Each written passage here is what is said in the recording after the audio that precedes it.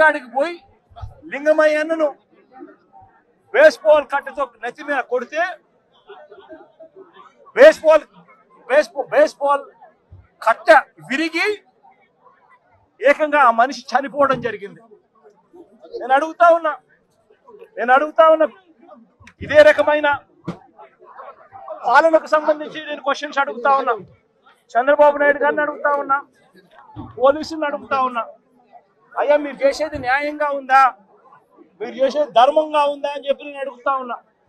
మీరు చేస్తా ఉన్న ఈ రాంగ్ ప్రెసిడెంట్ వల్ల రాష్ట్రం ఈరోజు బీహార్ కన్నా నాశనమైన పరిస్థితుల్లో ఈరోజు తయారవుతా ఉంది. రాష్ట్రం ప్రతి చర్య మనం చేసేది డెమోక్రసీలో సిగ్గుతో తలంచుకునే కార్యక్రమానికి మీరంతా కూడా సిగ్గు లేకుండా చేస్తా ఉన్నారు.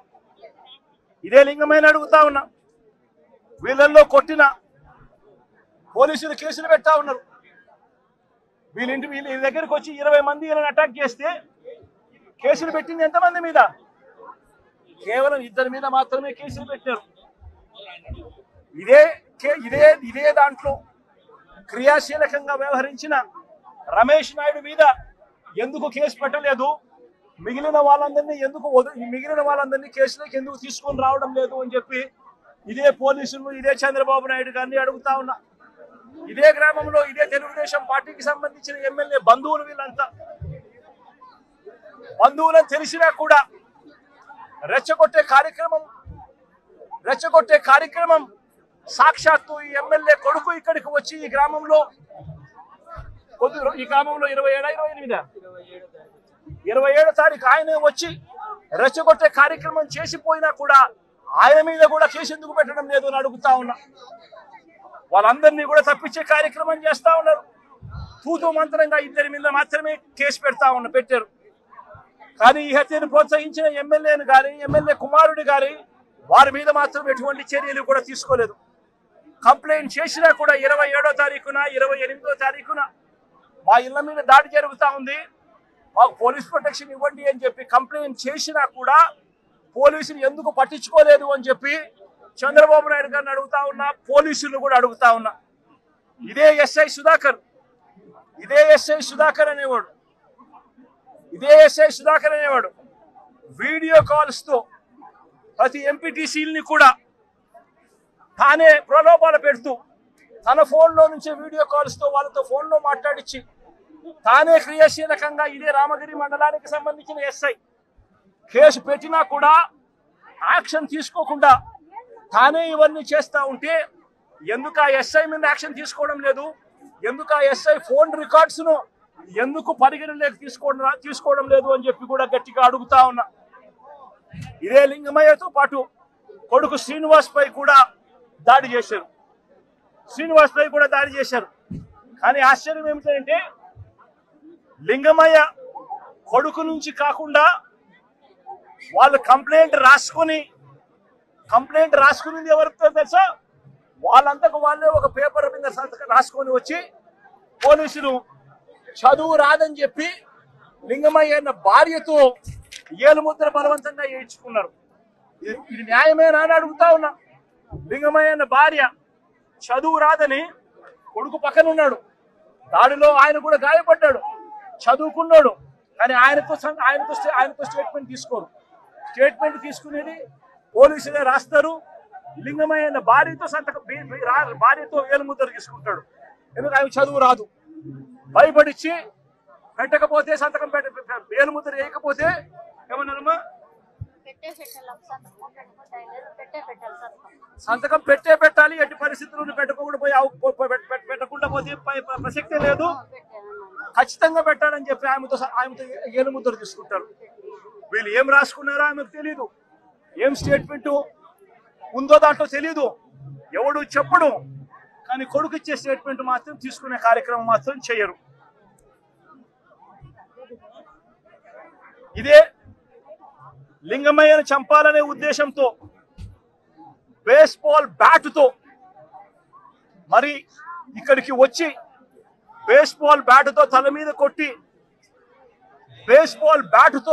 కొట్టి చంపిన నేపథ్యంలో ఎక్కడ కూడా పోలీసులు నమోదు చేసిన కేసుల్లో ఎక్కడా కూడా బేస్బాల్ బ్యాట్ ఉందని, బేస్బాల్ బ్యాట్ తో కొట్టారని చెప్పి ఎక్కడా రాయరు. ఏంది చిన్న చిన్న కర్రలతో గొడవ జరిగిందని, ఆ దొమ్మిలో ఏదో జరిగిపోయిందని వక్రీకరించే కార్యక్రమం, వక్రీకరించే ప్రయత్నమే జరుగుతా ఉంది. ఇక్కడ ఆశ్చర్యకరమైన విషయం ఏమిటంటే, పోలీసులు విచారించిన 8 మందిలో 5 మంది మాత్రమే లింగమయ్య కుటుంబీకులు. మిగిలిన 3 పోలీసులు సాక్షులుగా చేర్చిన మిగిలిన 3 తెలుగుదేశం పార్టీకి సంబంధించిన నిందితులకు సంబంధించిన సన్నిహితులను సాక్షులుగా మరో 3 పోలీసులే చేర్చడం అన్నది నిజంగా లా అండ్ ఆర్డర్ అన్నది ఏ స్థాయిలోకి దిగజారిపోయింది, పోలీస్ అనే వ్యవస్థ ఏ స్థాయిలోకి దిగజారిపోయింది అని చెప్పడానికి నిజంగా ఇంతకన్నా వేరే ఉదాహరణ కూడా అవసరంలా. అంటే వీళ్ళే మనుషులను తప్పించే దానికోసం సాక్షులను కూడా వీళ్ళకి కావలసిన సాక్షులను మాత్రమే వీళ్ళు ఇప్పుడే యాడ్ చేసుకుని దానికి మళ్ళా లింగమయ్య అన్న భార్యతో ఏలుముద్ర చేయించుకొని వీళ్ళంతకు వీళ్ళే కేసును బిల్డప్ చేస్తా ఉన్నారు అంటే ఇంతకన్నా దారుణమైన పోలీస్ వ్యవస్థ ప్రపంచ చరిత్రలో ఎక్కడైనా ఉంటుందా అని అడుగుతా ఉండ. వీళ్ళంతకు వీళ్ళే తప్పుడు సాక్ష్యాలు క్రియేట్ చేసి వీళ్ళంతకు వీళ్ళే కేసును నీరు కార్చే కార్యక్రమం జరుగుతూ ఉంది. నేను ఒకటే చెప్తా ఉన్నా, ఇక్కడ రామగిరిలో జరిగిన విషయమైనా కానీ రాష్ట్ర వ్యాప్తంగా వీళ్ళు చేస్తా ఉన్న అన్యాయాలు అయితేనేమి, తిరుపతిలో డిప్యూటీ మేయర్ ఉప ఎన్నిక జరిగితే ఏకంగా బస్సులో ఉన్న కార్పొరేటర్లను ఏకంగా పోలీసులు ఆధ్వర్యంలోనే అడ్డగించి ఏకంగా బస్సులో ఉన్న కార్పొరేటర్లు, బస్సులో ఉన్న ఎమ్మెల్సీను ఏకంగా పోలీసుల ఆధ్వర్యంలోనే కిడ్నాప్ చేసుకుని తీసుకొని పోవడం ఏ స్థాయిలోకి దిగజారిపోతా ఉందో నేను అడుగుతా ఉన్నా. చంద్రబాబు నాయుడు గారి సొంత నియోజకవర్గం రామకుప్పంలో జరిగిన ఎంపీపీ ఎన్నిక కూడా అదే పరిస్థితి. ఇదే మాదిరిగా దౌర్జన్యంతోనే ఎన్నిక జరిగించే కార్యక్రమం చేసినారు. పశ్చిమ గోదావరి జిల్లాలో జరిగిన అత్తిలి ఎంపీపీ ఎన్నిక చూసినా ఇదే దౌర్జన్యమే కనిపిస్తుంది. ఎక్కడా వీళ్ళకి సంఖ్యాబలం లేదు, అయినా కూడా దౌర్జన్యంతోనే గెలవాలి అని చెప్పి దౌర్జన్యాలు చేసిన పరిస్థితులే కనిపిస్తా ఉన్నాయి. మా రాప్తాడు నియోజకవర్గం రామగిరి మండలం పాపరెడ్డిపల్లి గ్రామానికి ఒక పులివిందలకు సంబంధించిన ఎమ్మెల్యే ఈరోజు మా ప్రాంతానికి కూడా వచ్చినారు. ఈరోజు ఎమ్మెల్యే ఎందుకు వచ్చినారు అనేది కూడా ఒక్కసారి పబ్లిక్ కూడా నేను తెలియజేసే బాధ్యత ఉంది కాబట్టి నేను ఇప్పుడు ప్రెస్ మీట్ పెట్టాను. పాపరెడ్డిపల్లికి వచ్చింది మరి ఒక లింగమయ్య ఫ్యామిలీని పరామర్శించేకొచ్చాడా, లేదు అంటే ఆయన ఎలక్షన్ క్యాన్వాస్కి వచ్చినాడా, లేదంటే ప్రచార రథంకి వచ్చినాడా,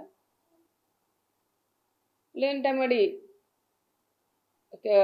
జైలు పలికించుకుంటూ సీఎం జగన్ అనుకుంటా చెప్పించుకోవడానికి వచ్చినాడు కూడా అర్థం కాని పరిస్థితి. ఒక లింగమయ్య ఫ్యామిలీలో లింగమయ్య చనిపోతే కనీసం ఆ ఫ్యామిలీని పరామర్శించకపోయినప్పుడు ఎంత డిగ్నిఫైడ్గా ఎంత ప్రశాంతంగా వెళ్ళాలనేది కూడా తెలియని వ్యక్తి ఒక పులివిందల ఎమ్మెల్యే అని కూడా మనం చెప్పవచ్చు. ఈరోజు ఆ ఫ్యామిలీలో కనీసంగా దినం కూడా కాల, ఈరోజు వాళ్ళ ఇంటి దగ్గరికి వెళ్ళినప్పుడు జైలు పలుక్కుంటూ సెల్ఫీలు తీసుకుంటూ ఆ కుటుంబాన్ని పరామర్శించేది అది ఎంతవరకు ఒక్కసారి అందరూ కూడా ఆలోచన చేయాలి. ఆయన ఇక్కడ ఏదో జనాలు లేక దాదాపు 8 నెలల నుంచి బయటకు కూడా వెళ్ళలేనట్లున్నాడు. ఈరోజు ఈ ప్రాంతానికి వచ్చి గ్రామాల్లో పరామర్శించి కాకుండా గ్రామాల్లో చిచ్చులు పెట్టి రెచ్చగొట్టేలాగా ఈరోజు ఆయన మాట్లాడడం కూడా అది కరెక్ట్ అయిన పద్ధతి కాదని కూడా నేను చెప్తాను. ఒక మాజీ సీఎం ఇప్పుడు ప్రజెంట్ ఎమ్మెల్యే ఆయన మాట్లాడే మాటలండి అవి కనీసం ఒక్కటన్నా ఆయన నోటి నుంచి నిజాలు వచ్చాయా?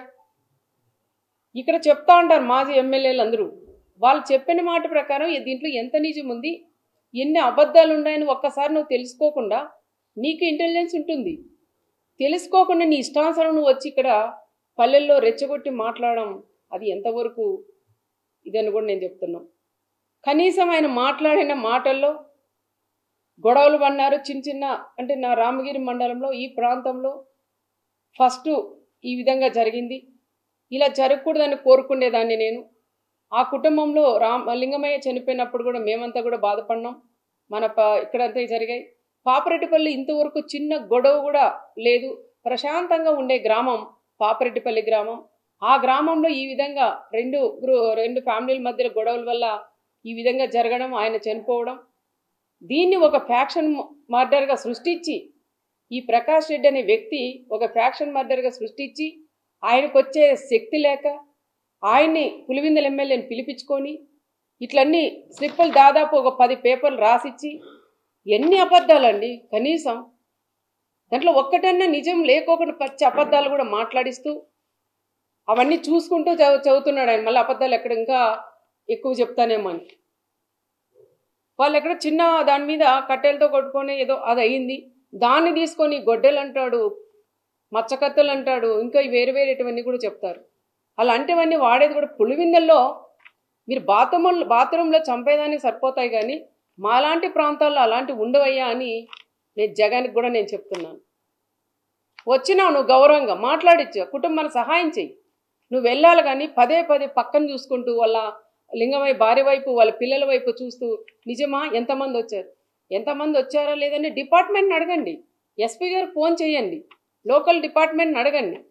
ఇద్దరు పోయినారు అంటున్నారు. ఆ ఇద్దరి మీద కేసు పెట్టి లోపల పెట్టారు. అనవసరంగా రెచ్చగొట్టి 20 మంది 30 మంది అని చెప్పడం అది ఎంతవరకు సమాజమో ఒక్కసారి ఆ పులివెందుల ఎమ్మెల్యే కూడా తెలుసుకోవాలా. మీ మాజీ ఎమ్మెల్యే రాసిచ్చినవన్నీ నువ్వు ఆడ చిన్నపిల్లలు చదువుకున్నప్పుడు కాపీరైట్ కొడతా అంటారు. గుడి కంఠపాఠం కొట్టావా అంటారు టీచర్లు కూడా. ఆ విధంగా నువ్వు గుడి కంఠపాఠం కొట్టి ఇక్కడ అన్నీ కూడా నువ్వు పచ్చి అబద్ధాలు కూడా మాట్లాడడం అది కరెక్ట్ కాదు అని చెప్తున్నావు. దీంట్లో మళ్ళీ ఒక ఎస్ఐని టార్గెట్ చేసి మాట్లాడతారు, పోలీసుని టార్గెట్ చేస్తారు. అయ్యా పులివెందుల ఎమ్మెల్యేగా నీకు చెప్తున్నాం, మా నాయకుడు చంద్రబాబు నాయుడు గారు ఆ రోజు ప్రతిపక్షంలో ఉన్నప్పుడు బయటికి వేయాలన్న పోలీసుని పెట్టి అడ్డం పెట్టి మమ్మల్ని బయటికి రానిలేదు.